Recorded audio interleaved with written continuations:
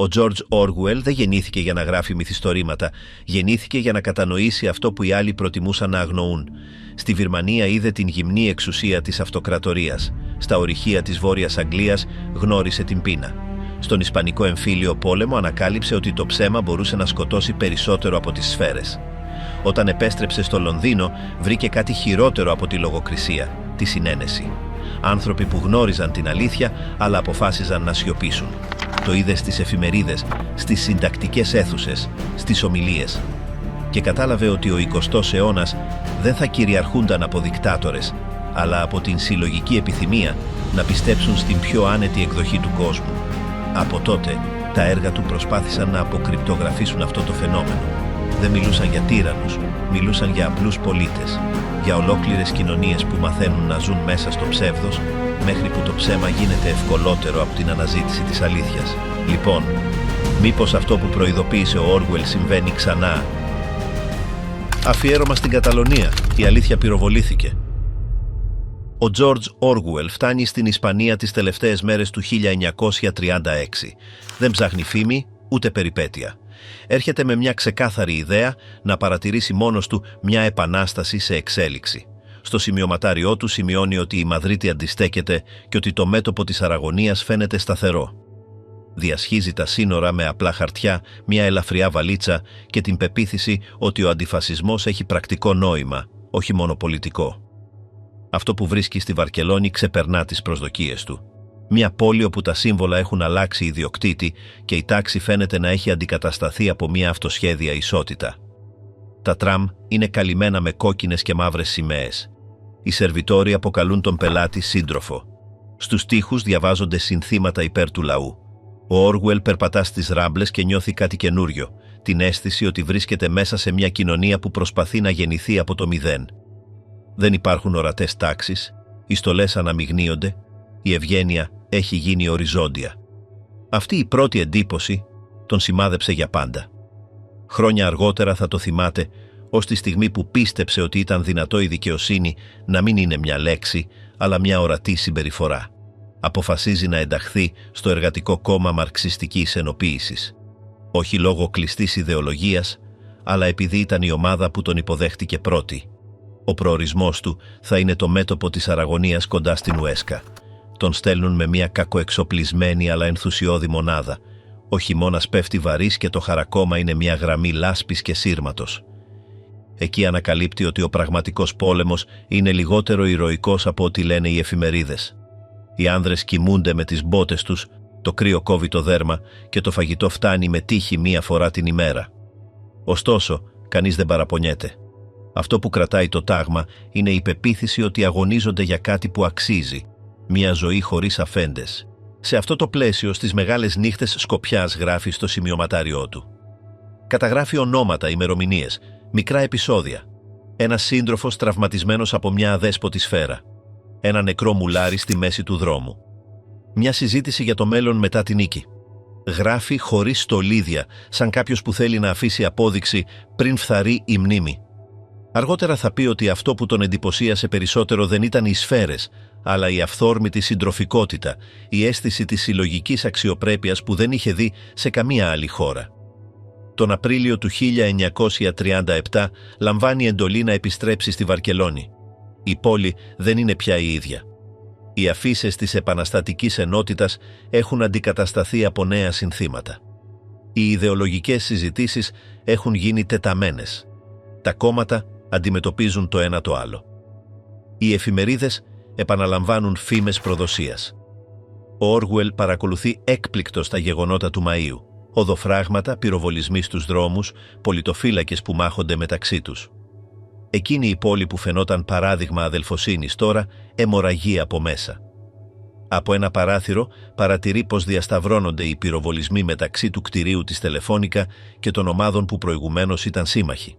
Κατανοεί ότι ο πόλεμος κατά του φασισμού έχει εκτραπεί σε μια άλλη μάχη, αυτή της εξουσίας μέσα στην ίδια την πλευρά. Για μέρες η Βαρκελόνη ζει ένα πλήρες χάος. Στη συνέχεια έρχεται η επιβεβλημένη ηρεμία. Οι κομμουνιστές έχουν πάρει τον πολιτικό έλεγχο και το ΠΟΟΜ κατηγορείται για σαμποτάζ. Ο Orwell, που ανήκε σε αυτό το κόμμα, γίνεται ύποπτος. Οι ίδιοι σύντροφοι που είχαν μοιραστεί χαρακόμματα αρχίζουν να παρακολουθούνται.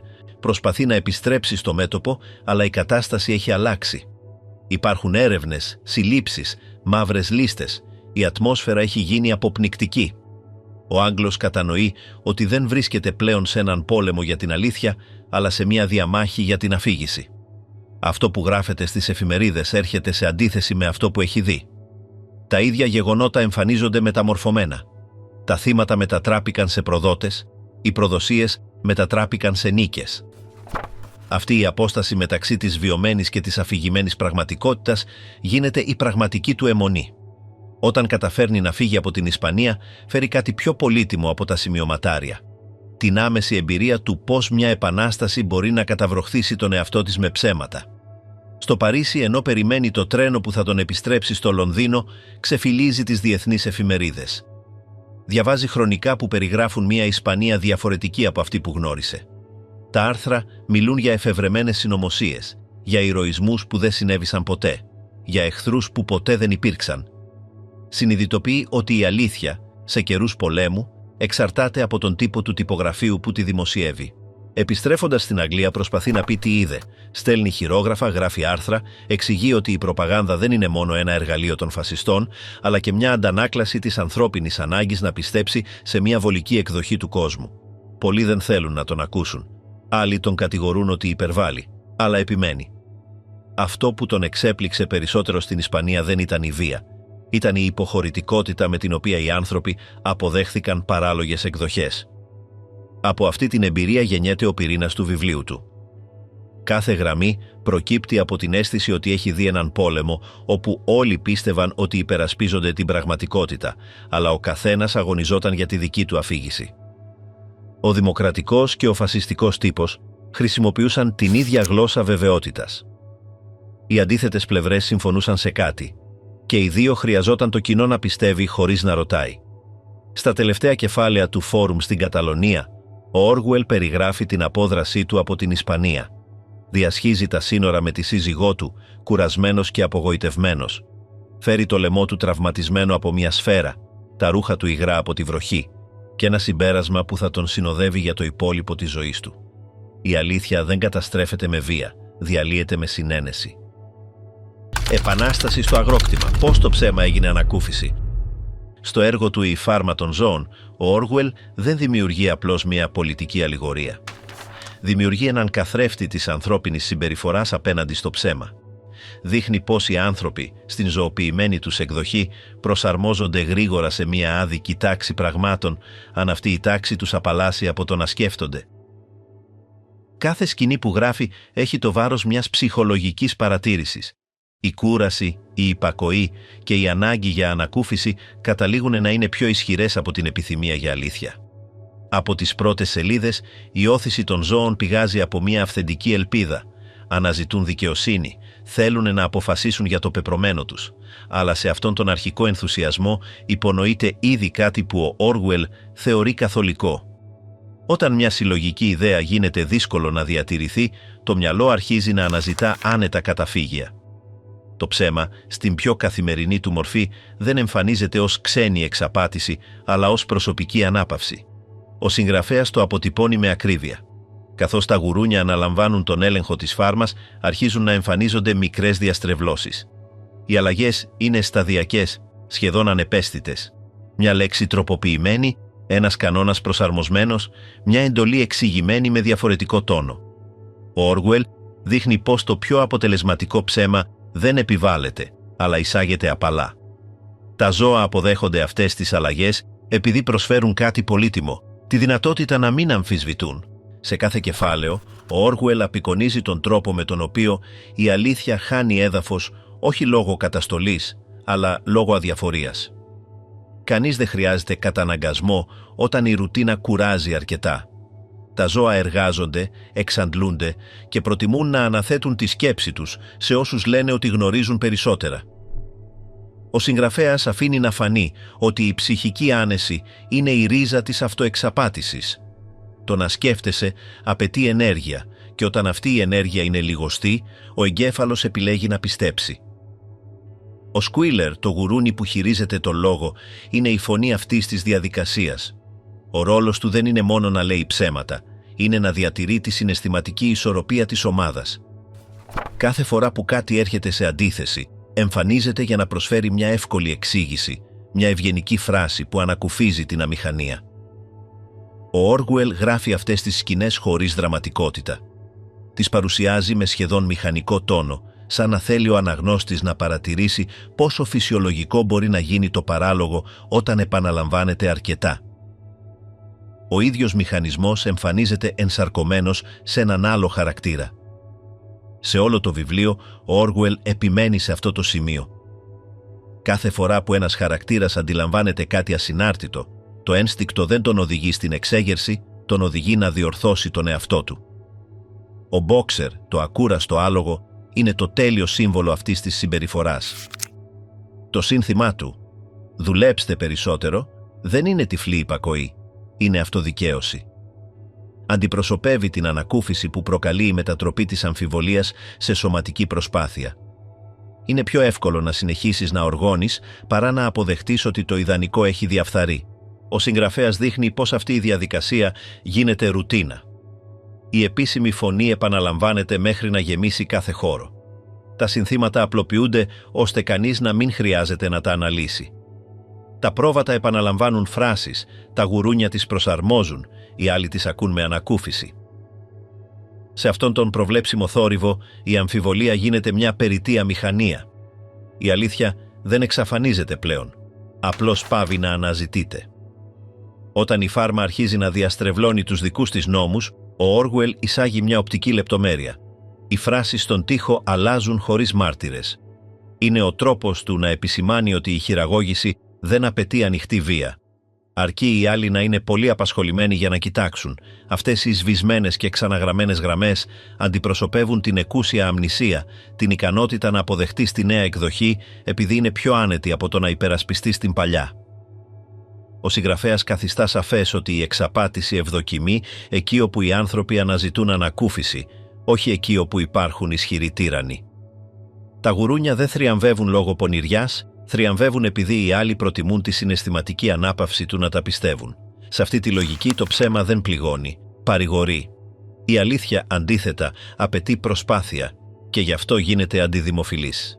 Ο ανεμόμυλος, ανακατασκευασμένος ξανά και ξανά, συμβολίζει αυτή την επίμονη αυτοεξαπάτηση. Κάθε κατάρρευση θα έπρεπε να εγείρει αμφιβολίες, αλλά μόνο ενισχύει την πίστη. Ο Όργουελ δείχνει πως η επανειλημμένη αποτυχία μπορεί να μετατραπεί σε απόδειξη επιτυχίας όταν το μυαλό αποφασίζει να μην αντέξει άλλη απογοήτευση. Αυτή η αντιστροφή του νοήματος είναι αυτό που θεωρεί το πιο επικίνδυνο σημείο. Τη στιγμή που το ψέμα δεν χρειάζεται πλέον να κρύβεται επειδή έχει εσωτερικευτεί ως συνήθεια. Από εκεί και πέρα η μεταμόρφωση δεν χρειάζεται πλέον εξηγήσεις. Στις τελευταίες σελίδες ο Όργουελ οδηγεί αυτή την άνεση στα άκρα. Τα γουρούνια έχουν γίνει πλέον αδιαχώριστα από τους ανθρώπους. Οι υπόλοιποι παρατηρούν σιωπηλά, χωρίς οργή. Όχι επειδή δεν το καταλαβαίνουν, αλλά επειδή η κατανόηση δεν τους εξυπηρετεί πλέον. Το ψέμα έχει πάψει να είναι λόγος. Έχει γίνει περιβάλλον. Το να το αναπνέεις είναι πιο φυσικό από το να προσπαθείς να το διώξεις. Όταν οι λέξεις σκέφτονται για εμάς. Στο πολιτική και η αγγλική γλώσσα, ο Όργουελ ξεκινά με μια άμεση ερώτηση. Πώς μπορεί μια κοινωνία να αρχίσει να σκέφτεται λάθος χωρίς να το συνειδητοποιεί? Δεν την παρουσιάζει ως θεωρία, αλλά ως παρατήρηση. Το σημείο εκκίνησής του είναι η γλώσσα. Εξετάζει προσεκτικά τα κείμενα της εποχής του, προσπαθώντας να καταλάβει πώς παραμορφώθηκε ο τρόπος ομιλίας. Σε άρθρα, ομιλίες και επιστολές βρίσκει το ίδιο μοτίβο. Μακριές φράσεις, φουσκωμένες λέξεις, προτάσεις που φαίνονται σταθερές, αλλά δεν λένε τίποτα. Η γλώσσα, εξηγεί, άρχισε να λειτουργεί μόνη της. Κανείς δεν επιλέγει πλέον τις λέξεις. Οι λέξεις επιλέγονται μεταξύ τους. Και αυτή η αυτόματη χρήση που επαναλαμβάνεται κάθε μέρα αδειάζει το μυαλό όσων μιλούν. Δες τα παραδείγματα. Βρες φθαρμένες μεταφορές που δεν προκαλούν πλέον καμία εικόνα. Εκφράσεις όπως «νικήστε τον εχθρό στο πεδίο της μάχης της οικονομίας» ή «μια καρποφόρα βροχή ιδεών» επαναλαμβάνουν ήχους που κανείς πλέον δεν ακούει. Οι συγγραφείς τις αντιγράφουν ασυνείδητα επειδή ακούγονται σωστές. και αυτή η ηχητική ορθότητα αντικαθιστά το νόημα. Στο δοκίμιό του σημειώνει ότι αυτή η μορφή γραφής δεν είναι ένα μεμονωμένο λάθος, αλλά μια νοητική συνήθεια. Να γράφεις χωρίς να βλέπεις τι λες, σαν κάποιος που υπογράφει χαρτιά χωρίς να τα διαβάσει. Αυτή η συνήθεια, λέει, είναι η αρχή της πνευματικής φθοράς. Εξετάζει τα πολιτικά γραπτά και βρίσκει ένα μοτίβο. Οι λέξεις μακραίνουν, τα ρήματα διαλύονται, οι ενέργειες εξαφανίζονται πίσω από απρόσωπες φράσεις. Όπου παλιά έλεγαν «Ο στρατός βομβάρδισε το χωριό», τώρα γράφουν «Λήφθηκαν αναγκαστικά μέτρα στην περιοχή στόχο». Η πρόταση αλλάζει, αλλά και η συνείδηση. Η πρώτη αναγνωρίζει μια πράξη, η δεύτερη την συγκαλύπτει. Αλλάζοντας τη μορφή, αλλάζει ο βαθμός ευθύνης. Κάθε εφημισμός είναι ένα αναισθητικό. Κάθε τεχνική έκφραση, ένα επίδεσμος πάνω στο γεγονός. Ο Όργουελ δεν επισημαίνει το πρόβλημα από νοσταλγία, αλλά από παρατήρηση. Συλλέγει πραγματικά παραδείγματα, εκθέσεις, φυλάδια, δημοσιογραφικά άρθρα. Τα τοποθετεί το ένα δίπλα στο άλλο και δείχνει ότι όλα επαναλαμβάνουν την ίδια δομή ασάφειας. Χρησιμοποιεί μια ακριβή εικόνα. Οι πολιτικές φράσεις είναι σαν φουσκωμένα μαξιλάρια. Φαίνονται μεγάλα, αλλά μέσα δεν υπάρχει τίποτα. Αυτό που τον απασχολεί δεν είναι η αδεξιότητα αυτών που τα γράφουν, αλλά η ευκολία με την οποία το κοινό τα αποδέχεται. Μια τεμπέλικη γλώσσα δεν χρειάζεται λογοκρισία. Αυτό ρυθμίζεται από αδράνεια. Η μετριότητα διαδίδεται χωρίς αντίσταση. Το δοκίμιο προχωρά με μια σχολαστική ανατομία. Ο Όργουελ δείχνει πως ορισμένες λέξεις γίνονται καταφύγιο όσων δεν θέλουν να σκεφτούν.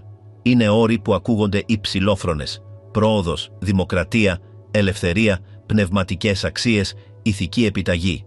Κάθε μία φαίνεται ευγενής, αλλά καμία δεν έχει σταθερό νόημα. Λειτουργούν ως περιτυλίγματα, μπορούν να χρησιμεύσουν για να δικαιολογήσουν οποιαδήποτε ενέργεια ή το αντίθετό της. Η δύναμη αυτών των λέξεων δεν έγκυται στο περιεχόμενό τους, αλλά στην ασάφειά τους. Είναι γλωσσικά φυλαχτά. Όταν τις προφέρει, ο ομιλητής αισθάνεται προστατευμένος. Το πρόβλημα, εξηγεί ο Όργουελ, δεν βρίσκεται στις λέξεις καθ' αυτές, αλλά στο μυαλό που τις χρησιμοποιεί χωρίς ακρίβεια. Ένας πολιτικός επαναλαμβάνει «υπεράσπιση της ελευθερίας» και ο ακροατής συμφωνεί χωρίς να ρωτήσει για ποια ελευθερία μιλάει. Αυτή η αυτόματη αποδοχή είναι το σημείο όπου η γλώσσα αποκόπτεται από την πραγματικότητα. Από εκεί και πέρα, οι φράσεις δεν περιγράφουν πλέον τον κόσμο, τον αντικαθιστούν. Η γλώσσα που θα έπρεπε να είναι γέφυρα, γίνεται τείχος. Οι άνθρωποι δεν συζητούν πλέον γεγονότα, συζητούν λέξεις. Και όταν οι λέξεις χάνουν την αγκύρωσή τους, η συλλογική σκέψη βυθίζεται σε ένα είδος λογικής ομίχλης.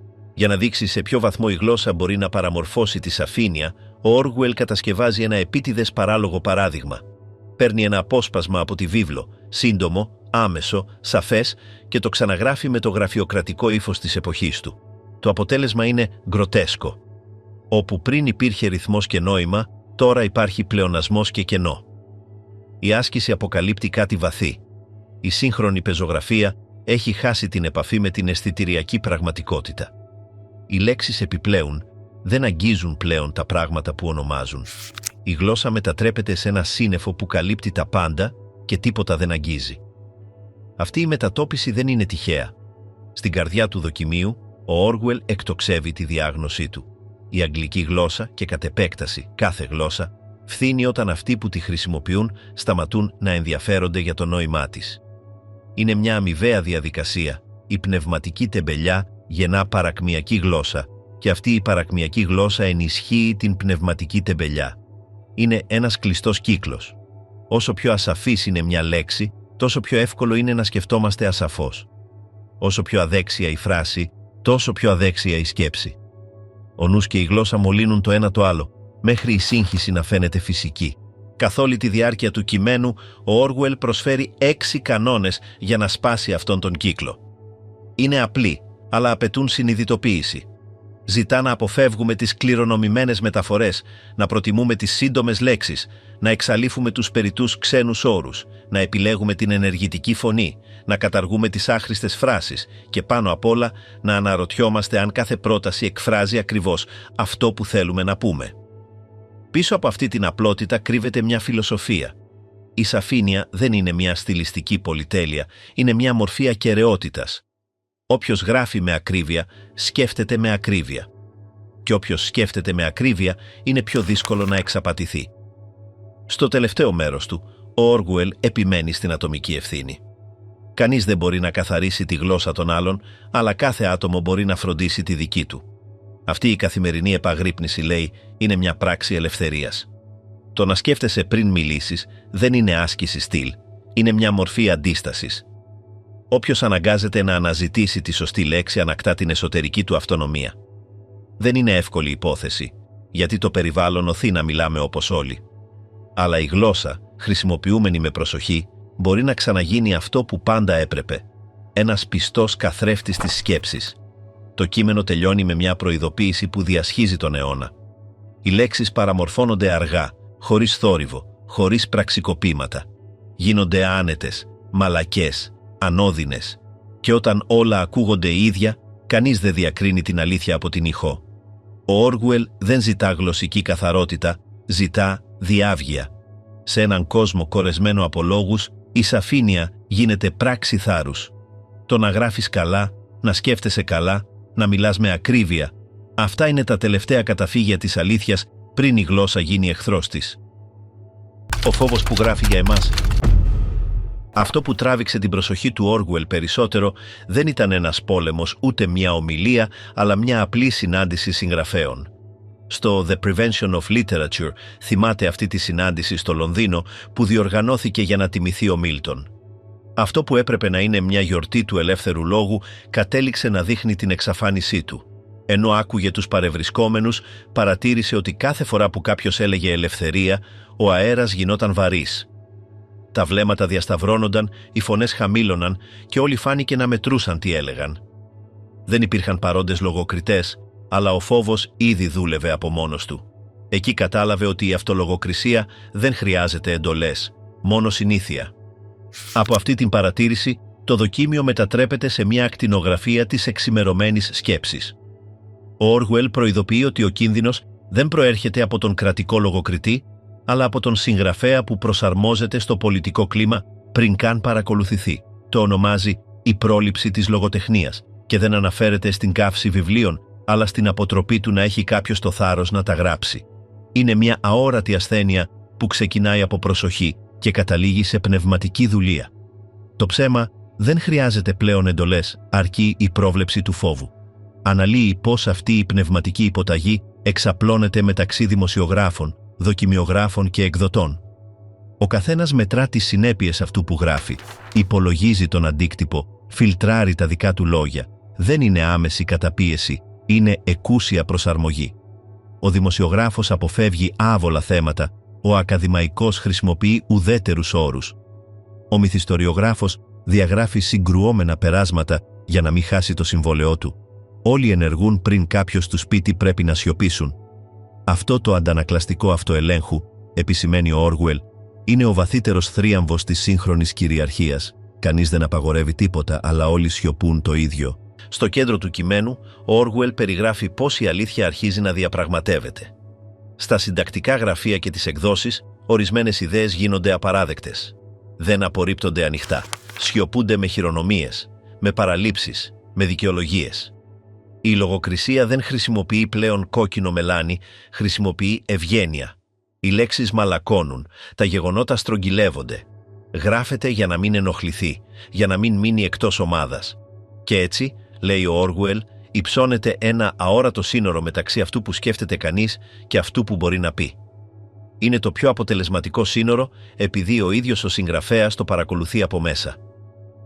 Το δοκίμιο προχωράει πάνω σε μια ερώτηση που ο ίδιος διατυπώνει με ηρωνία. Πώς μπορεί να επιβιώσει η λογοτεχνία σε έναν κόσμο όπου το να λες την αλήθεια έχει γίνει μια σπανιότητα? Γι' αυτόν, η λογοτεχνία γεννιέται από την όθηση να πει κανείς αυτό που βλέπει, ακόμα και όταν αυτό προκαλεί δυσφορία. Αλλά αυτή η όθηση βρίσκεται σε κίνδυνο επειδή η σύγχρονη σκέψη έχει γεμίσει με ιδεολογικές παγίδες. Στις δυτικές δημοκρατίες, σχολιάζει, η λογοκρισία δεν εμφανίζεται πλέον ως απαγόρευση, αλλά ως πίστη. Ζητείται ευθυγράμμιση με τη δίκαιη υπόθεση. Το αποτέλεσμα είναι το ίδιο όπως σε μια δικτατορία. Οι διαφωνούσες φωνές εξαφανίζονται, παρόλο που κανείς δεν τις έχει φημώσει άμεσα.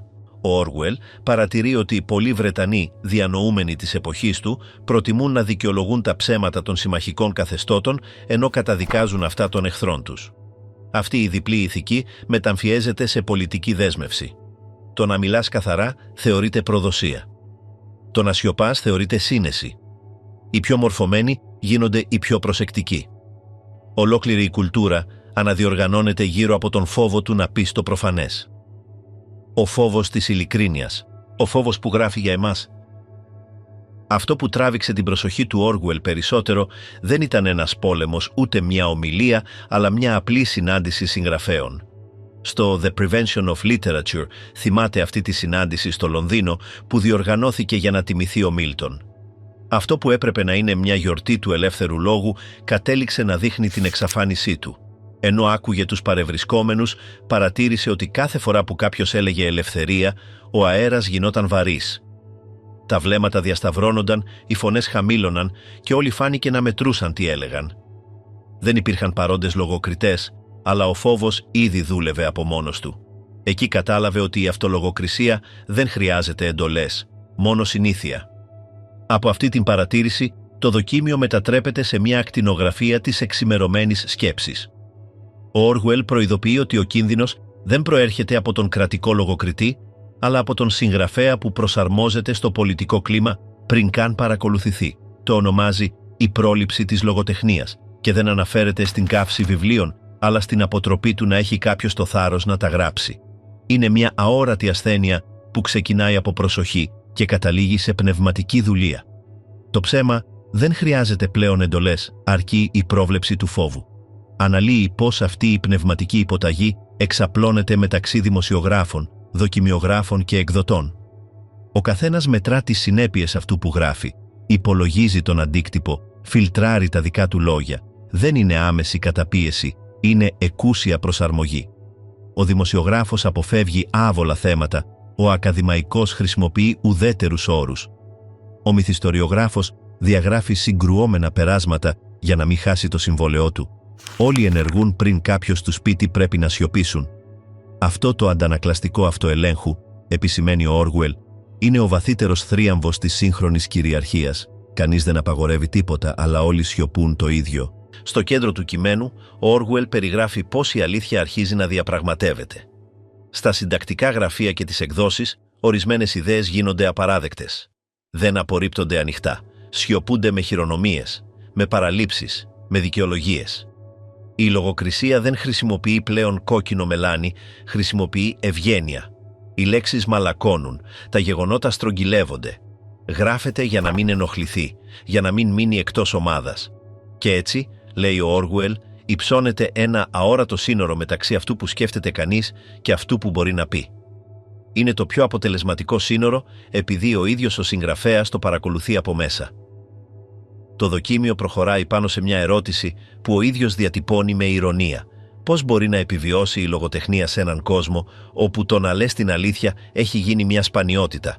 Γι' αυτόν, η λογοτεχνία γεννιέται από την όθηση να πει κανείς αυτό που βλέπει, ακόμα και όταν αυτό προκαλεί δυσφορία. Αλλά αυτή η όθηση βρίσκεται σε κίνδυνο επειδή η σύγχρονη σκέψη έχει γεμίσει με ιδεολογικές παγίδες. Στις δυτικές δημοκρατίες, σχολιάζει, η λογοκρισία δεν εμφανίζεται πλέον ως απαγόρευση, αλλά ως πίστη. Ζητείται ευθυγράμμιση με τη δίκαιη υπόθεση. Το από 1984, ο θρίαμβος του τέλειου ψέματος. Ο Όργουελ οδηγεί την παρατήρησή του στο πιο ακραίο σημείο. Δεν πρόκειται πλέον για το ψέμα ως στρατηγική ή ως ψυχική ανακούφιση. Στο βιβλίο του 1984, η ψευδολογία γίνεται η ίδια η μορφή ύπαρξης. Ο πολίτης δεν ενεργεί πλέον υπό απάτη, ζει μέσα της. Το κόμμα δεν χρειάζεται να πείσει γιατί η επίσημη αφήγηση μοιάζει φυσική. Η διαστρέβλωση δεν λειτουργεί από έξω, αλλά από μέσα από τη σκέψη. Ο πρωταγωνιστής Winston Smith ζει σε μια κοινωνία όπου το παρελθόν αλλάζει κάθε μέρα. Η δουλειά του συνίσταται στην τροποποίηση παλαιών αρχείων ώστε να συμπίπτουν με τις παρούσες εκδόσεις. Οι αριθμοί, τα ονόματα, οι ομιλίες, όλα προσαρμόζονται στην τρέχουσα αφήγηση. Κανείς δεν του το διατάζει άμεσα, αλλά εκείνος το κάνει με ρουτίνα. Το κάνει όπως αναπνέει. Σε αυτή τη συνεχή επανάληψη, ο Όργουελ δείχνει την τελική μετάλλαξη του ανθρώπινου όντως που υποβάλλεται σε ένα διαρκές ψέμα. Η σκέψη προσαρμόζεται στην αλλαγή, η μνήμη γίνεται υπάκουη, η πραγματικότητα χάνει την πυκνότητά της. Ο κόσμος του 1984 είναι φτιαγμένος από πλήρη επιτήρηση, αλλά αυτό που ενδιαφέρει περισσότερο τον Όργουελ δεν είναι οι κάμερες ούτε οι τιμωρίες. Είναι η αποδοχή. Η επιτήρηση λειτουργεί επειδή οι επιτηρούμενοι την εσωτερικεύουν. Σε κάθε πρόσωπο εγκαθίσταται μια έκφραση συμφωνίας, σε κάθε λέξη, μια δόση υπολογισμού. Ο Γουίνστον το αντιλαμβάνεται στους συναδέλφους του γραφείου. Όλοι επαναλαμβάνουν τα συνθήματα του κόμματος με ένα μείγμα πίστης και κούρασης. Ο πόλεμος είναι ειρήνη. Η ελευθερία είναι σκλαβιά. Η άγνοια είναι δύναμη. Είναι φράσεις που, με την επανάληψη, πάβουν να είναι αντιφατικές. Γίνονται φυσικές. Η γλώσσα δεν επικοινωνεί πλέον, δημιουργεί πραγματικότητα. Σε αυτό το πλαίσιο, ακόμη και η αντίσταση γίνεται εύθραυστη. Ο Γουίνστον προσπαθεί να αντισταθεί. Γράφει σε ένα ημερολόγιο, προσπαθεί να θυμηθεί. Σε αυτή την ελάχιστη πράξη, ο Όργουελ δείχνει την τελευταία προσπάθεια να σκεφτεί κανείς χωρίς άδεια. Αλλά ακόμη και αυτή η ιδιωτική χειρονομία μοιάζει ξένη, επικίνδυνη, σχεδόν παράλογη.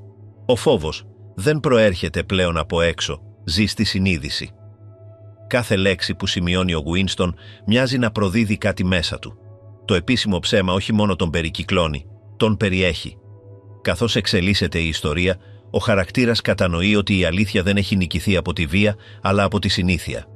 Το κόμμα έχει επιτύχει κάτι που καμία προηγούμενη τυραννία δεν είχε καταφέρει, να ελέγξει την εσωτερική λογική της σκέψης. Δεν περιορίζεται στην απαγόρευση απόψεων, επαναπροσδιορίζει τα γεγονότα. Αν το κόμμα πει ότι 2 συν 2 ίσον 5, ο πολίτης πρέπει να το πιστέψει. Και να το πιστέψει όχι ως πολιτική πράξη, αλλά ως ζωτική αντανάκλαση. Ο πιο αποτελεσματικός έλεγχος είναι αυτός που μετατρέπει την ψευδολογία σε αίσθηση πραγματικότητας. Όταν συμβαίνει αυτό, η αλήθεια πάβει να έχει λειτουργία. Το ψέμα δεν χρειάζεται να επιβληθεί γιατί δεν έχει πλέον αντίπαλο. Στους διαδρόμους του Υπουργείου Αλήθειας, ο Γουίνστον βλέπει πώς τα έγγραφα ξαναγράφονται ξανά και ξανά. Η ιστορία αλλάζει κάθε μέρα, αλλά κανείς δεν νιώθει εξαπατημένος.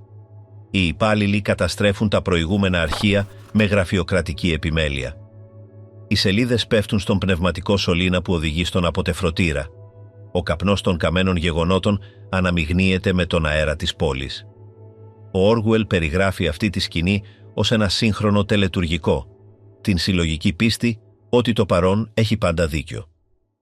Η πραγματικότητα πάβει να είναι αυτό που συνέβη, είναι αυτό που λέγεται ότι συνέβη. Η δύναμη του κόμματος δεν βασίζεται μόνο στη βία, αλλά στην ικανότητά του να ορίζει την αλήθεια από το εσωτερικό των συνειδήσεων. Η διπλοσκέψη, αυτός ο μηχανισμός που επιτρέπει να διατηρούνται δύο αντίθετες ιδέες χωρίς να γίνεται αντιληπτή η αντίφαση, είναι η καρδιά του συστήματος. Ο πολίτης πιστεύει και δυσπιστεί ταυτόχρονα. Θυμάται και ξεχνάει ανάλογα με την ευκολία της στιγμής. Η σκέψη τεμαχίζεται μέχρι που δεν υπάρχει πλέον διαφορά μεταξύ του να πιστεύεις και του να προσποιείσαι. Ο Όργουελ το διατυπώνει με ακρίβεια. Ο θρίαμβος του κόμματος συνίσταται στο να κάνει την ψευδολογία ειλικρίνεια. Στη μορφή του Ομπράιεν, του αξιωματούχου που καθοδηγεί και καταστρέφει τον Γουίνστον, ο Όργουελ συγκεντρώνει τη λογική αυτής της κυριαρχίας. Ο Ομπράιεν δεν επιδιώκει να εξαπατήσει, επιδιώκει να μεταμορφώσει. Λέει στον Γουίνστον ότι η αλήθεια δεν υπάρχει έξω από την εξουσία. Αυτό που το κόμμα δηλώνει αληθινό γίνεται πραγματικότητα. Σε αυτόν τον διάλογο, ο συγγραφέας οδηγεί το επιχείρημά του στην ουσία του ολοκληρωτισμού.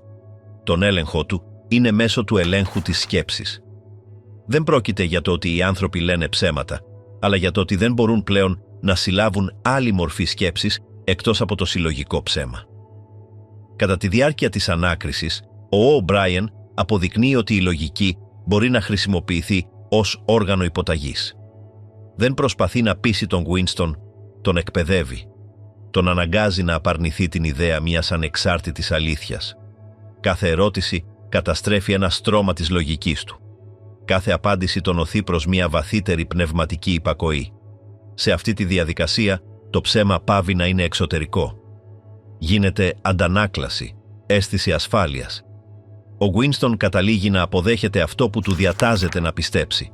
Όχι από φόβο, αλλά από ανάγκη εσωτερικής συνοχής. Η κορυφαία σκηνή συμβαίνει όταν ο Ο'Μπράιεν τον αντιμετωπίζει με την οριστική ερώτηση «Υπάρχει η πραγματικότητα έξω από εμάς?» Ο Winston διστάζει. Προσπαθεί να επιβεβαιώσει ότι ναι, ότι τα γεγονότα υπάρχουν ακόμη κι αν κανείς δεν τα βλέπει. Αλλά η αντίστασή του καταρρέει. Ο Ο'Μπράιεν χαμογελάει και του δείχνει την τελική εκδοχή της εξουσίας. Η συλλογική σκέψη δημιουργεί την αλήθεια. Το κόμμα δεν ελέγχει μόνο τι λένε οι άνθρωποι, ελέγχει τι αντιλαμβάνονται οι άνθρωποι. Σε εκείνη τη στιγμή, το ψέμα φτάνει στην πιο αγνή του μορφή. Δεν είναι πλέον λόγος, είναι ταυτότητα. Ο Όργουελ χτίζει την κατάληξη με συμβολική ακρίβεια. Ο Winston, σπασμένος, επαναλαμβάνει τα συνθήματα του κόμματος χωρίς προσπάθεια. Δεν προσποιείται πλέον. Πιστεύει. Όταν η ανεξάρτητη σκέψη εξαφανίζεται, το ψέμα πάβει να είναι βάρος. Είναι ανακούφιση, αλλά και ένταξη. Σε αυτή την πλήρη παράδοση, το άτομο διαλύεται. Το εγώ συγχωνεύεται με τον κυρίαρχο λόγο. Δεν υπάρχει απόσταση μεταξύ του πολίτη και του συστήματος. Και οι δύο σκέφτονται το ίδιο γιατί είναι το ίδιο. Το ψέμα έχει αντικαταστήσει το πρόσωπο. Το τέλος του βιβλίου, μακριά από το να δείχνει απελπισία, εκθέτει τον πλήρη μηχανισμό. Ο Winston κοιτάζει το πορτρέτο του μεγάλου αδελφού και νιώθει τρυφερότητα. Αγαπά το σύμβολο που τον έχει καταστρέψει. Αυτό το τελικό συναίσθημα είναι το κλείσιμο ενός κύκλου. Η ψευδολογία έχει πάψει να είναι όργανο ελέγχου για να γίνει συναισθηματικός δεσμός. Η εξουσία έχει καταφέρει να κατασκευάσει μια γνήσια αγάπη προς το ψέμα. Και αυτή η αγάπη είναι μη αναστρέψιμη, γιατί δίνει ταυτότητα. Δεν υπακούει κανείς από φόβο, υπακούει από πίστη. Ο Όργουελ δεν παρουσιάζει αυτή τη μοίρα ως μια μακρινή προφητεία, αλλά ως μια λανθάνουσα δυνατότητα σε κάθε κοινωνία που απαρνείται την αλήθεια για ηθική άνεση.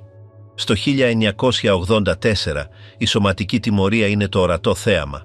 Η εσωτερική υποταγή είναι ο αόρατος πυρήνας.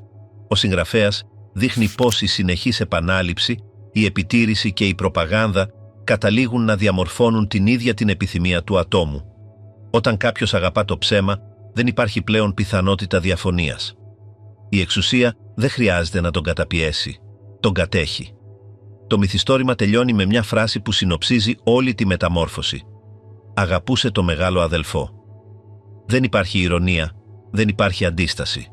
Μόνο πλήρης αποδοχή. Σε αυτές τις 4 λέξεις, ο Όργουελ περικλείει την πιο πικρή του προειδοποίηση. Το ψέμα θριαμβεύει οριστικά όταν πάβει να μοιάζει ξένο. Σε αυτό το σημείο, η λογοκρισία δεν υπάρχει πλέον γιατί η αλήθεια δεν έχει πλέον σημασία. Η ελεύθερη σκέψη δεν έχει απαγορευτεί, έχει αντικατασταθεί. Και η νέα σκέψη, η επίσημη σκέψη, δεν επιδιώκει πλέον να περιγράψει τον κόσμο, αλλά να τον δημιουργήσει κατά εικόνα της. Το ψεύτικο έγινε συνήθεια. Στα τελευταία του κείμενα, συγκεντρωμένα στα δοκίμια, δημοσιογραφία και γράμματα, από το 1945 έως το 1950, ο Τζόρτζ Όργουελ παρατηρεί τα μεταπολεμικά χρόνια με ένα μείγμα διάβγειας και κούρασης. Έχει δει αυτοκρατορίες να πέφτουν, σημαίες να αλλάζουν και τα ίδια ψέματα να επαναλαμβάνονται με άλλα ονόματα. Από το γραφείο του περιγράφει μια συνήθεια που εξαπλώνεται σαν τη σκόνη στους δρόμους. Οι άνθρωποι μαθαίνουν να ζουν ανάμεσα σε μισές αλήθειες. Δεν πρόκειται για μεγάλες συνωμοσίες, αλλά για μια αόρατη εκπαίδευση. Μέρα με τη μέρα, η ψευδολογία γίνεται τοπίο. Κανείς δεν την επιβάλλει, όλοι την απορροφούν. Με την πάροδο του χρόνου, αυτή η συνήθεια αρχίζει να γίνεται αισθητή στην καθημερινότητα. Στα άρθρα του, ο Όργουελ περιγράφει λεπτομερώς πώς εγκαθίσταται στις πιο μικρές κινήσεις. Η συζήτηση γεμίζει με μετρημένες φράσεις. Η σύνεση αντικαθιστά την ειλικρίνεια. Οι λέξεις επιλέγονται όχι για να υποθούν, αλλά για να επιβιώσουν. Στα καφέ του Λονδίνου και στα συντακτικά γραφεία που συχνάζει, παρατηρεί ότι οι άνδρες μιλούν με μια νέα προσοχή. Κάθε άποψη προσπαθεί να μην φανεί εξτρεμιστική. Κάθε σιωπή κρύβει έναν υπολογισμό. Αυτή είναι η σύγχρονη κανονικότητα. Να προσποιείται κανείς ισορροπία, ενώ παραιτείται από την καθαρή σκέψη. Αλλά το φαινόμενο δεν σταματά εκεί. Αυτό το κλίμα δεν περιορίζεται στην πολιτική ούτε στον πόλεμο. Ανάμεσα στα όψιμα δοκίμια του υπάρχει ένα στο οποίο αναλογίζεται τη δημοσιογραφία ως θέαμα. Μιλάει για την αυξανόμενη προτίμηση για πρωτοσέλιδα που ψυχαγωγούν και αποσπούν την προσοχή, για το κοινό που απαιτεί συναίσθημα πριν από την αλήθεια. Ο αναγνώστης θέλει να αισθανθεί, όχι να καταλάβει. Σε αυτή την τάση βλέπει μια μετάλλαξη του πνεύματος. Το ψέμα πάβει να είναι ένα επικοινωνιακό λάθος για να γίνει συναισθηματική ανάγκη. Ο πολίτης αναζητά την αφήγηση που τον βολεύει. Η αλήθεια με την τραχύτητά της περιθωριοποιείται. Ο Όργουελ το σημειώνει χωρίς δραματικότητα. Το ψέμα έχει γίνει δημόσια υπηρεσία. Προς το τέλος αυτής της διαδρομής, ο Όργουελ δεν γράφει πλέον από αγανάκτηση, αλλά από διαπίστωση. Μιλά για την κόπωση της αλήθειας, μια κατάσταση που επηρεάζει τόσο τους ισχυρούς όσο και τους κοινούς ανθρώπους. Όλοι γνωρίζουν ότι τα πράγματα δεν είναι όπως λέγονται, αλλά το να συνεχίζουν να προσποιούνται είναι ευκολότερο από το να ξαναφτιάξουν τον κόσμο. Το ψέμα μετατρέπεται σε συναισθηματική οικονομία. Η επανάληψη του αποδεκτού εξοικονομεί ενέργεια. Η προσποίηση συμφωνίας αποφεύγει την προσπάθεια της σκέψης. Είναι ένα σιωπηρό σύμφωνο που διατηρεί την επιφανειακή ειρήνη της καθημερινότητας. Σε μία από τις πιο σύντομες σημειώσεις του γράφει ότι «Ο σύγχρονος άνθρωπος δεν αναζητά αλήθεια ούτε ψέμα, αναζητά παρηγοριά». Αυτή η φράση συνοψίζει την πιο βαθιά του παρατήρηση. Το πρόβλημα δεν είναι η κρατική προπαγάνδα ούτε οι κενοί λόγοι. Είναι η ανθρώπινη συνήθεια να προσαρμόζει τη συνείδηση για να μπορεί να ζήσει εν ειρήνη. Αυτή η προσαρμογή, που αρχίζει από φόβο και καταλήγει σε συνήθεια, μετατρέπει την ψευδολογία σε αναπνεύσιμο αέρα. Γίνεται αποδεκτή ασυνείδητα επειδή όλοι οι άλλοι την αποδέχονται επίσης. Και όταν όλοι το κάνουν, πάβει να μοιάζει με ψέμα.